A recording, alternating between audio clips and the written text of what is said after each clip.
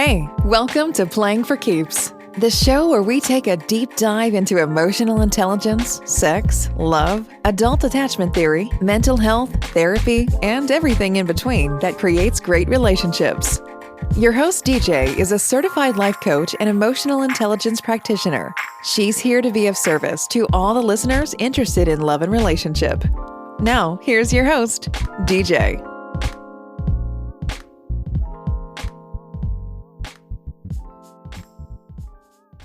Hey everybody, it's your girl DJ with Plan for Keeps podcast, and today we have our guest of the month, Memory, your friend abroad. She is a healthcare professional, a Stoic Relationship Strategist, a self-healer's co-parent, and author. She studied healthcare strategy and leadership in the UK, which included emotional intelligence and philosophy. When coaching, she applies the root cause to relationship problems. She believes self-love and virtue are important for a quality life. She also provides support and accountability partnership to self-healers, healing their inner child, emotions, breakups, relationship, and childhood trauma. She has a deep interest in childhood trauma and its impact on life and relationships. She also believes we heal in community. Today, Memory is here to speak about attachment theory, specifically the disorganized and the dismissive-avoidant. How are you today, Memory? Hi, John. I'm good, thank you. I feel all right. I'm just enjoying Mother's Day today. Awesome. Yeah, I just learned a fun fact, you guys. So I'm here in the United States. Mother's Day here is May 9th this year, but in the UK, it's in March. So I don't know why I thought all around the world Mother Day was going to be in March. So in May, excuse me. So when she told me it was today, I was like, wow. So I'm glad you are enjoying your day. That is awesome. Happy Mother's Day to you and all the mothers in the UK that are listening. Absolutely. Thank you. Most definitely. So you are here to speak today about the fearful/disorganized avoidant and fearful avoidant. I know that the fearful disorganized falls into the small percentage of the population. I believe they say that's 5%, and then dismissive is the 20%, the 25%. Is that correct? Probably around that.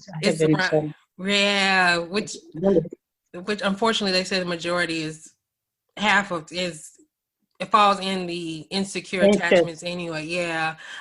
So I'm gonna let you take it away with just what the difference are between the two, and the traits and all of that stuff. Okay, I'll start with the avoidant attachment style. Okay. Basically, when we talk about attachment, we are talking about the first relationship formed in the baby's first years of their life, which has a deep impact on their well-being. So when babies have access to a warm, responsive caregiver, they will grow up with a strong, healthy attachment to those caregivers. And when babies do not have the access to a responsive and warm caregiver, they are likely to develop an unhealthy attachment to these caregivers, and this can affect the relationships they form over the course of their lifetime. So when we talk about the avoidant, we are talking about in babies and children, when parents or caregivers are largely emotionally unavailable or unresponsive most of the time. And babies and children have a deep inner need to be close to their caregivers. And so they can learn to stop or suppress their outward displays of emotion if they become aware that they'll be rejected by their parent or the caregiver if they express themselves. So it's like an adaptation behavior or response to an unresponsive parent. When their needs for connection and closeness are not met, children with avoidant attachment stop seeking closeness or expressing emotion. So what causes this? Some parents insecure parents can feel overwhelmed or anxious when confronted with a child's emotional needs. So they close themselves off emotionally. Not everyone who wants a child can look after a child. And not everyone who has a child can look after the child. Sometimes people do want a child, and sometimes they end up having a child. And also there might be circumstances in their lives, like bad relationships, where they can end up focusing too much on relationships than on the child. Right. Because a relationship is not going well, a parent closes off to a child and they focus on their relationship, and the child is not getting their needs met. Parents may be harsh or neglectful when a child is experiencing a period of greater need, such as when a child is scared, sick, or hurt. Some parents actually can end up, beating up a child because they are coming to the parent with a need. Right. And parents who foster an avoidant attachment with their children often openly discourage outward display of emotion. That's just like when a child is crying, they can be beaten up or they can be ignored, or maybe when they are sad or noisy or they are really happy and the parent doesn't really want to know. And the parents have unrealistic expectations of emotional and practical independence for even young children. Right. And this is really coming from a place of not knowing. I think many people don't realize they are doing this because they are probably parented the same way. Right. So behaviors that may foster an avoidant attachment in babies and children include a parent and caregiver who routinely refuses to acknowledge their child's cries or other shows of distress or fear. They actively suppress the child's display of emotion and tell them to stop crying, grow up, or toughen up. They can become angry and physically separate from a child when they show signs of fear or distress. And they can shame the child for displays of emotion, and they have unrealistic emotions of the emotional and practical independence for their child. So when these people grow older, the avoidant child, because they have learned to adapt and use this dismissive, avoidant behavior. Right. In adulthood, they can avoid intimacy with others and prefer distance. They can pull away as soon as someone tries to get close. They have high self-esteem and they don't rely on others for reassurance or emotional support. They are uncomfortable with opening up to others and expressing their needs or private thoughts. They have dismissive behaviors and aloofness. They minimize emotional expressions. They have difficulties trusting and relying on others. They believe that you don't need emotional intimacy in your life. They appear strong, confident, and in control. And they also see themselves as self-sufficient and independent. These the people that you hear saying that, I'm independent, I don't need anyone, and people don't need anyone. But it's not true, because we all need people, other Right. people, to an extent, although not to the extent that an anxious person might need other people. So what can the avoidant person do to foster relationships? Their social interactions and their bonds are actually very superficial most of the time, because they don't open up. They are not available. So, there's no opportunity for intimacy because there's no depth. So in order for a relationship to be meaningful, it has to be deep. So these individuals will let you be around them, but they will not let you in. And they tend to avoid strong displays of closeness and intimacy, especially what the anxious person can display. And they can run when things get serious. And they might also find a reason to end a relationship. because you see, they were abandoned in their childhood. And so they, deep down, they have a fear of getting close because they fear abandonment and rejection. Remember what we talked about as babies. They were rejected. And they might be annoyed by their partner's habit or even physical appearance. And they start drifting off in relationships, distancing themselves from their partner, and not needing, as we said, any intimacy in their lives. And this is from their upbringing. So they look confident, strong, and all together, but that doesn't mean to say they are not suffering, or making those around them suffer. So what they need to do is they need to learn to be vulnerable. And how do they do that? They need to learn to pay attention to emotional and physical sensations that come around intimacy, emotional intimacy. They need to learn embodiment strategies, grounding techniques to get in their body.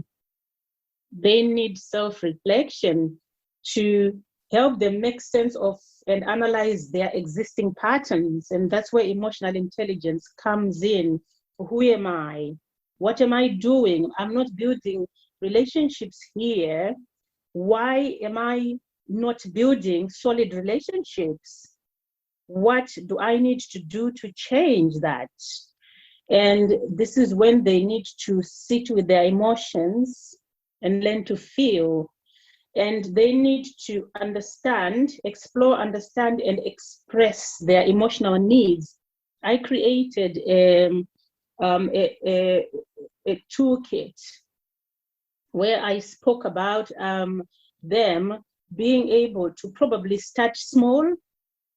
What they need to do is to probably, in the early stages of a relationship, they need to communicate a conflict resolution day with a partner where they can sit down and talk about their needs or any problems in the relationship. And also they need to learn to sit down and write what their needs are and journal, what they need to discuss with a partner. Having a conflict resolution day will put less pressure on them. If a partner wants something, they know we've got a day to talk about these things.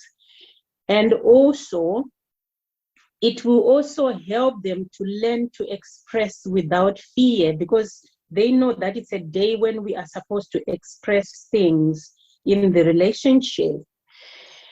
And what also they can do is to start working on building closer relationships with not only a partner, but other people, and learn to be vulnerable and not fear rejection. Because the main issue here is that they are afraid of rejection.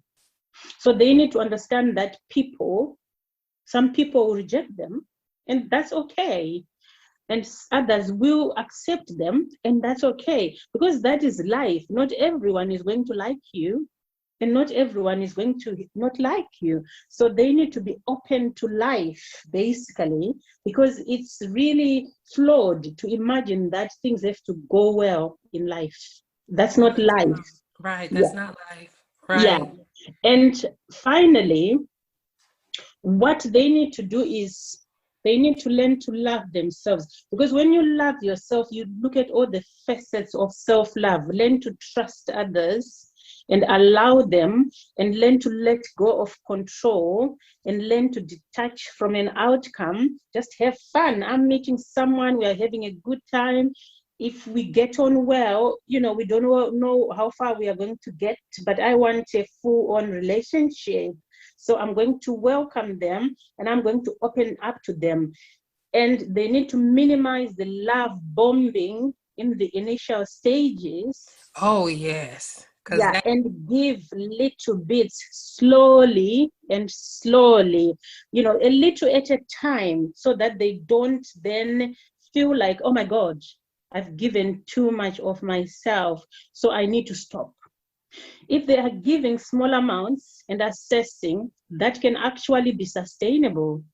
and they can build on from there and gradually increase with time, and there won't be that much discomfort. And also, when they don't love bomb and something is progressing, at a fairly reasonable pace, it's bound to go well, and things can really not scare the other person or themselves, and they can actually build a relationship from that point where they stop and assess, what am I feeling? What am I thinking? Okay, I've done this today. Okay, let's see how it goes next time. Put in another few drops and keep going like that. So yeah, and also therapy might be a way to go to address this. And then they need to be honest. If they want a relationship, you need to know what relationship you want. Be honest to the other person about the relationship you can do, and be virtuous enough to match what you promised someone and what you are doing. And if you feel that things are not working, you communicate with the other person so that they know that the relationship is ended, or maybe that you are not happy and you need to pause. Right. Yes. So that, I think that's probably in a nutshell what needs to happen, to be honest and open and allowing and trusting, and to let go of control and detach from an outcome.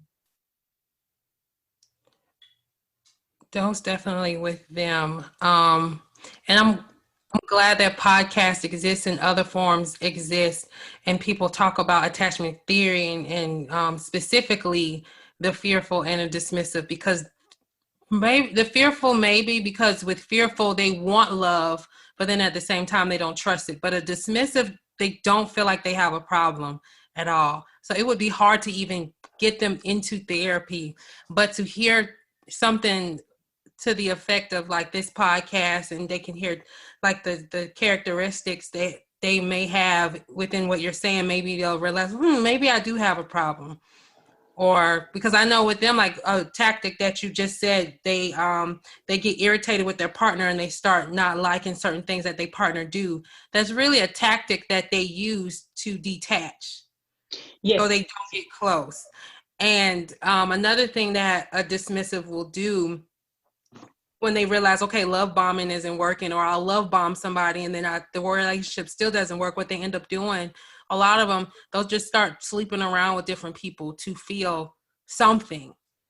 And then they think they don't have a problem because, like you said, they're confident, they're cool.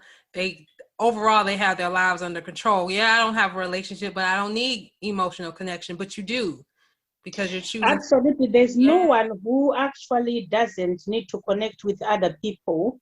It might be the level of connection that you need. So this is where people need to take responsibility about the kind of relationship that they want. If you want a relationship, you need to know what it comprises of. And if you want that relationship, you have to be accountable and responsible. If you are saying, I want a relationship with somebody, know what that constitutes and be prepared to take the risk. And also be responsible for your behavior. And because you can't just go around, picking people and dropping them like things. It shouldn't work like that.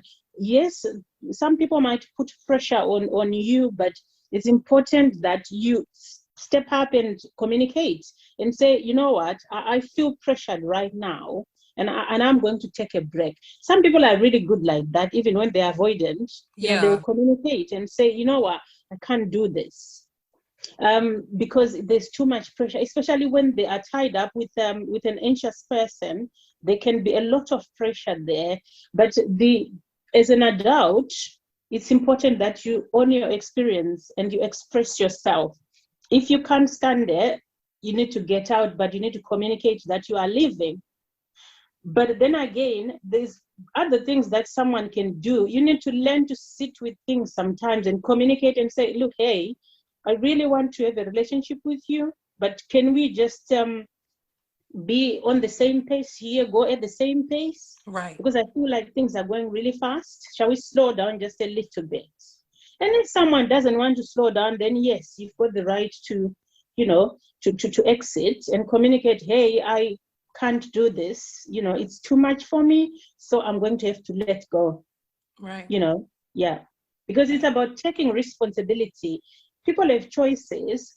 People are allowed to, to choose a relationship that they want. If someone is avoidant and they don't want a full-on relationship, a committed relationship, by all means, go for it. But choose people who are looking for same. Agreed. Yeah, don't go and get somebody who is looking for a committed relationship and you can't do commitment and you are still going out with them only to break their heart. That's not taking responsibility. Yeah, that's entitlement. Right. Yeah. Right. And that's a whole nother topic of what even anxious people in a way can fall into, as far as just, well, no, I won't say that about anxious people hooking up with people just to, this person has all of these feelings for you, and then you kind of just hold on to them for the benefit of that. I know would you say they've fallen under that category where they'll hold on to an anxious just to feel that emotional entitlement that they are kind of searching for subconsciously, that they'll hold on to an anxious person knowing they can't fulfill that anxious person's needs? Yes. But that anxious person is feeding what they've been looking for, like all of their lives, like that they didn't get from childhood. Yes, the thing about it is the people with insecure attachment have maladaptive strategies to get what they want. They use they use unhealthy behaviors to get their needs met.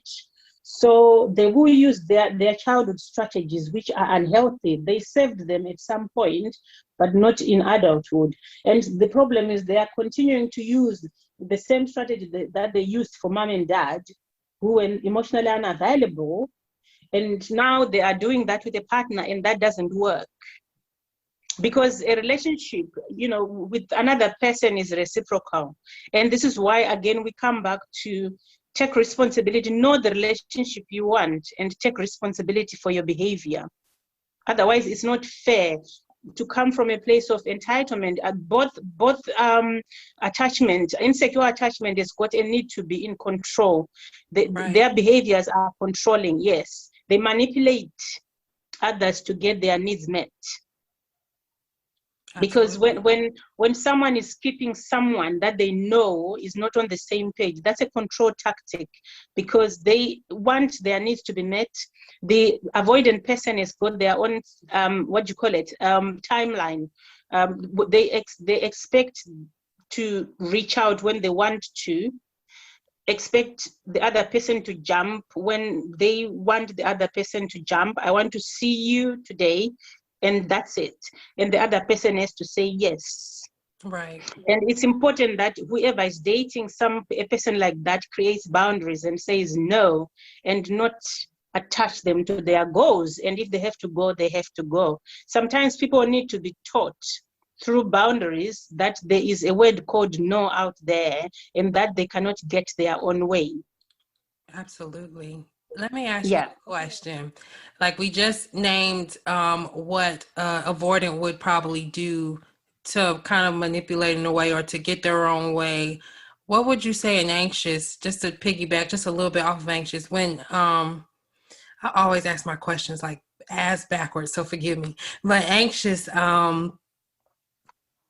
when they're trying to manipulate to get something that they want, what tactic would you say they would use, especially on an avoidant? Like, what would you think? They overfunction.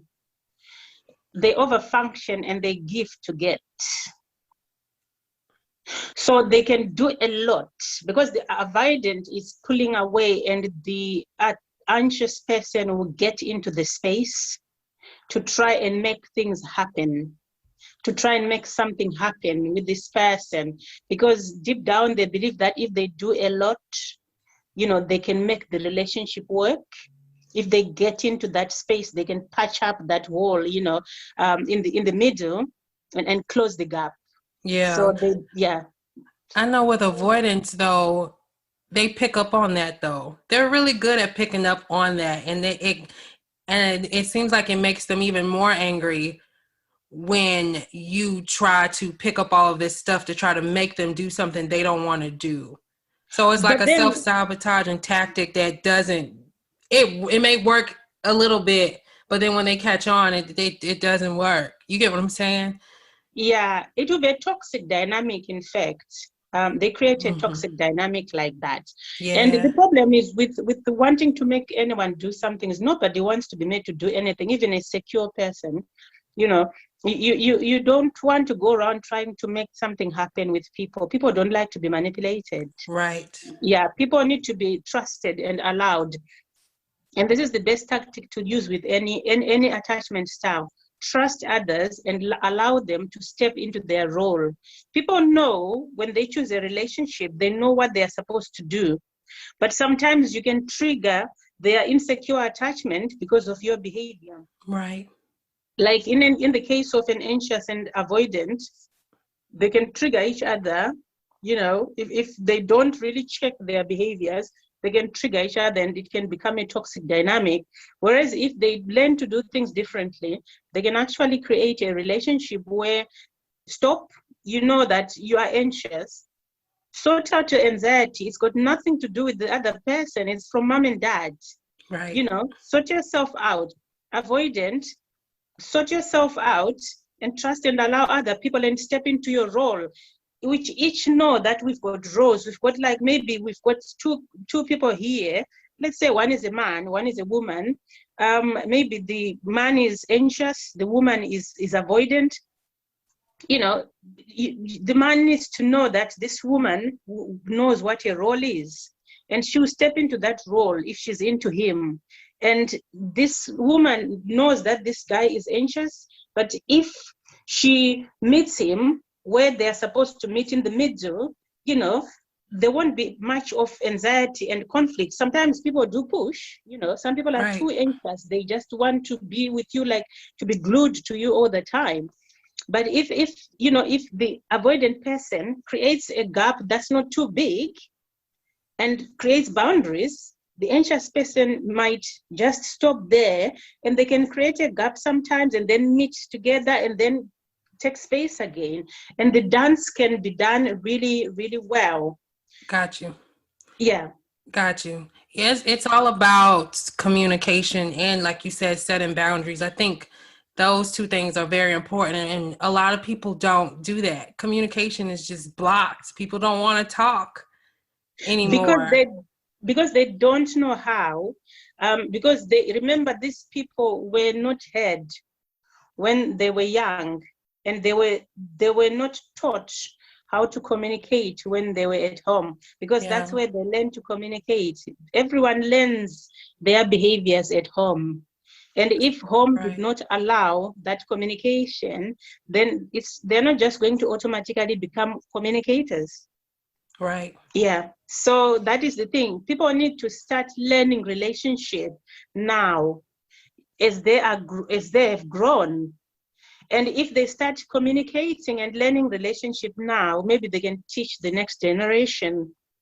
Right. Yeah. Okay, so we broke down a lot of the avoidant tendencies. So we're going to go ahead and dig into the disorganized. So disorganized attachment develops from a parent's inconsistency or failure to respond appropriately to the distress of their child, or their child's feelings of fear or distress. So let's give an example of a child who's left with a new babysitter or unfamiliar caregiver. And instead of the parent soothing or providing support, the parent might yell at the child or to use fear and intimidation so that the child can stop crying. So, or the parent might even speak reassuringly without physical contact or a true connection. And that is important to children. They need a connection, you see. So it's often the result of intergenerational parenting patterns, mainly. It can come from, you know, the parents' parents, And the parents might be responding to their children in the same unhealthy ways their own parents responded to them when they were children. So what does this look like? So parents might recognize disorganized attachment in their baby or child if they seem constantly on the edge. The child may crave the attention of their parents or caregivers, but then frightfully respond to that attention. Parents might also note that the child responds to their presence with tears, avoidance, or fearful responses. So children with disorganized attachment can cry and become upset when their parents leave and even when their parents return. They can continue to cry when a parent returns, and they can then run towards the parent and then leave the parent also. It's like yeah, they are confused. It's like a confused attachment style. Yeah, they both crave and fear their parent, you see. Yeah. And so what we are saying here is we are talking about mixed signals. And instead of the parents attending to their child's needs, they might respond by laughing at their child's fears, yelling at the child to stop crying, responding to a child's cries, then ignoring them other times. They can soothe the child briefly before losing patience and yelling and intimidating the child, and they can also mock a child in distress. So what happens when this person is a grown-up? They lack a coherent approach towards relationships. On one hand, they want to belong, they want to love and be loved. On the other hand, they are afraid to let anyone in. They are afraid of getting hurt by the people who are closest to them. They fear intimacy and proximity, just like the person with avoidant attachment. And the difference of disorganized adults is they really want a relationship. That's the difference with the avoidant. We're not saying the avoidant doesn't, but the disorganized person is willing to try to be in a relationship, whereas the avoidant, it's a covert wanting of a relationship, you know. Right. Deep down they do, yeah, but on the surface they don't. So these adults expect and are waiting for rejection, disappointment, and hurt to come. So they are ready for rejection. To them, it's inevitable. So they do not reject emotional intimacy, but they are afraid of it. So they continue to view their attachment figure or their partner as unpredictable. That's what they believe. They have trouble believing that their partner will love and support them as they are, and they are waiting for rejection and disappointment. So, what signs do we have? They cannot regulate their emotions. They have a strong fear of being hurt, abandoned, rejected. They are chronically vigilant and anxious. They have low self-agency, or a sense of not having an impact on the world. They don't feel like they matter. They feel ineffective and helpless in life. They have poor goal-oriented behavior, difficulties with bonding, opening up to and trusting others. They show contradictory behaviors in intimate relationships. They have this, I hate you, don't leave me. I hate you, don't leave me. And alternating between clinginess and aloofness. And they exhibit characteristics and behaviors of the other two insecure attachment styles. They are dismissive and preoccupied. So their mindset basically turn into a form of self-sabotage, and they can end a relationship prematurely. They've got this, what we call the self-fulfilling prophecy. They expect and predict that a relationship will end and their partner will reject them. So they act in such a way that a relationship will end, even when there are no signs that the relationship was going to end. They have a negative view of themselves and of others, and they are at risk of developing mental health issues and substance abuse. And also they can abuse their own children. So, because we said, I don't know if I mentioned that also they might have been exposed to physical violence. These are children who might have been exposed to physical violence in their household or when growing up. So it's not easy to live with such a person because, they're unpredictable, really. So there's ways to heal, though. And again, we apply emotional intelligence. Self-awareness is key. People need to be uncomfortable in order to become comfortable at some point. They need to sit with the discomfort of the truth of what they are doing. And that comes with self-reflection and a self-assessment to develop self-awareness. And you need to heal for yourself, for your relationships, and for your children, and for the world. Right. So, yes, because a disorganized attachments now can cause a lot of distress and confusion. And that's not only to themselves, and to their relationships, but to everyone around them. It can harm relationships, and it can lead people to lose people that they really love, including children. They need to learn self-love, including self-trust and self-compassion, and to learn small amounts of trusting others also in the process, because you can't do relationship without any trust. And so, because these people, like I'm saying, struggle with trust, we need to really work on that area of the relationship, because people don't realize that when you have trust issues and you are in a relationship, you can become abusive to your partner. Yeah, because you start questioning them and start challenging them. And there's also no peace of mind when you are constantly challenging other people and not trusting other people. You're going to hop from one relationship to another because of the maladaptive strategies. People need to be aware of their behaviors and to realize that their behaviors are not serving them. And if a behavior is not serving you, you need to change it.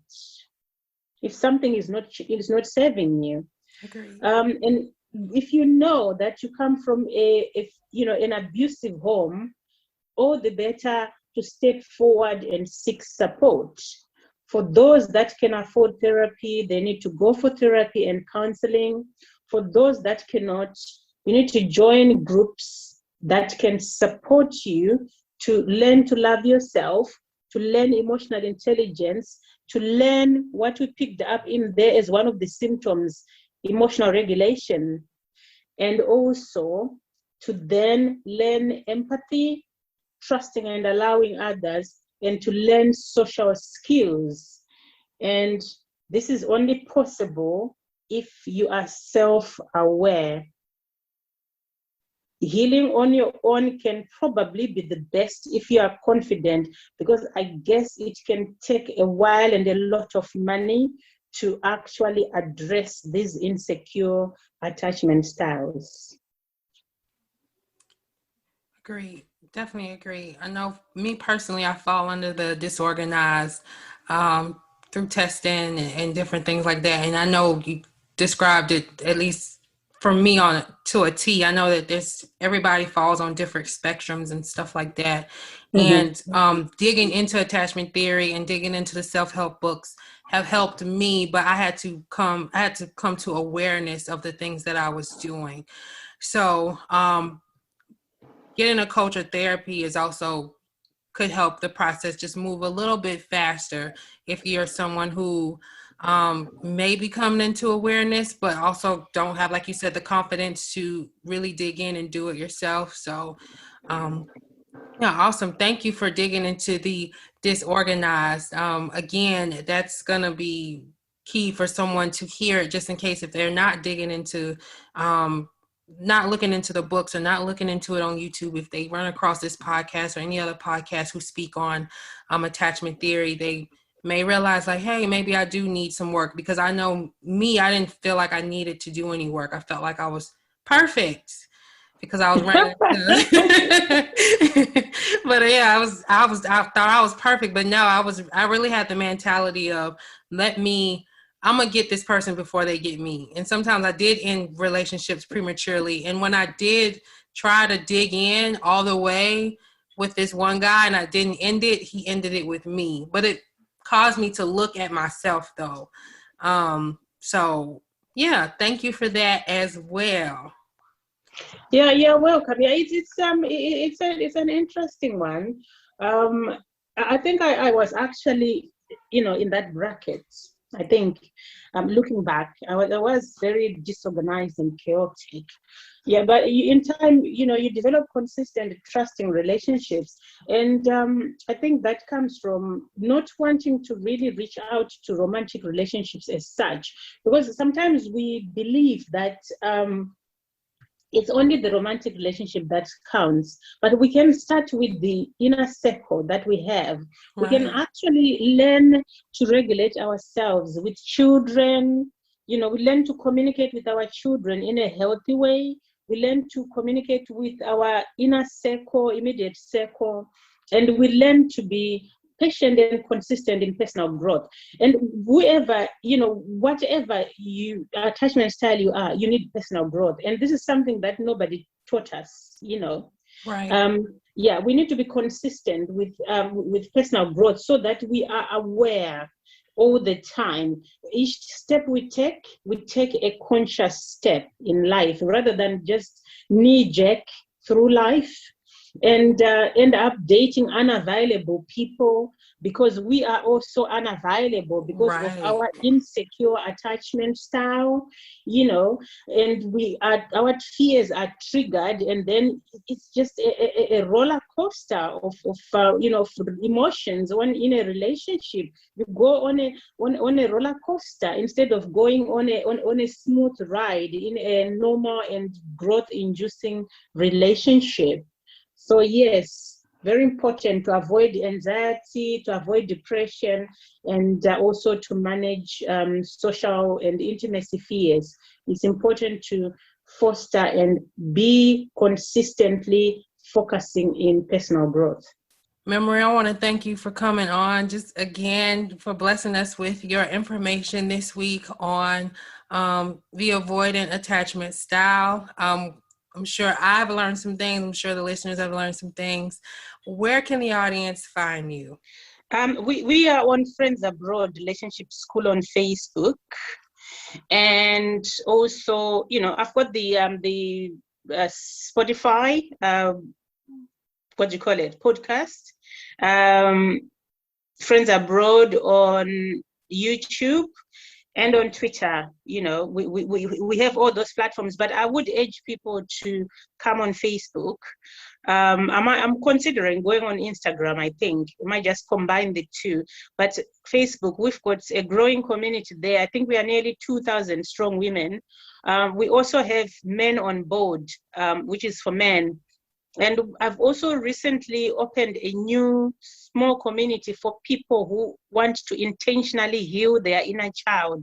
So when someone buys the little toolkit, they can join the Heal the Inner Child, community, on Facebook. I think that's the only one on Facebook on that. Okay, awesome. Thank you. I will have all of those links in the show notes. Again, Memory, I want to thank you for coming on, and I want to thank all of the listeners for tuning in. And until next time. Thank you for tuning in to today's show. If you liked this podcast, please download and subscribe. If there's anything you would like to talk about in regards to relationships, or would like to be a guest on the show to speak on relationships or get advice, you can always connect via social media at Playing for Keeps or email DJ at info@p4kdating.com. Thank you for tuning in, and bye for now.